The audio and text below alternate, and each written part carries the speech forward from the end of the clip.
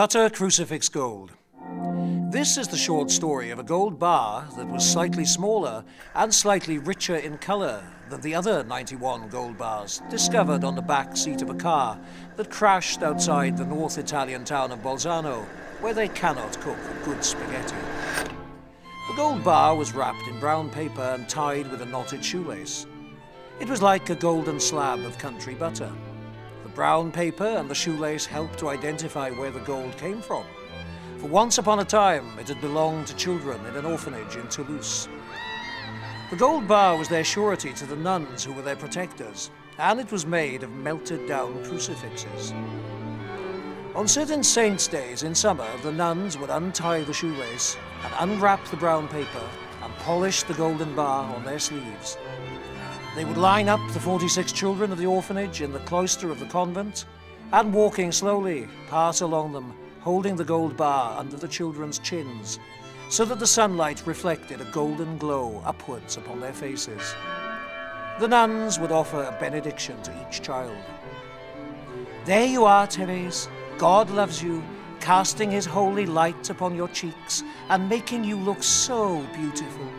God be with you always. May his light always shine upon you.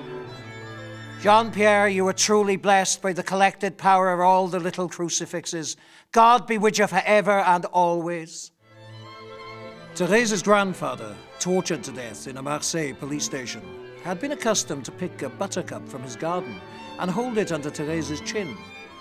He would say that the golden glow reflected so richly on her face that she certainly loved butter and would one day fall in love with a wealthy man and marry him. Jean-Pierre's mother, blown into unrecognizable pieces by an explosion when he was 4 years old, had been accustomed to hold a slab of butter under Jean-Pierre's chin in exactly the same way as the nuns held their gold bar.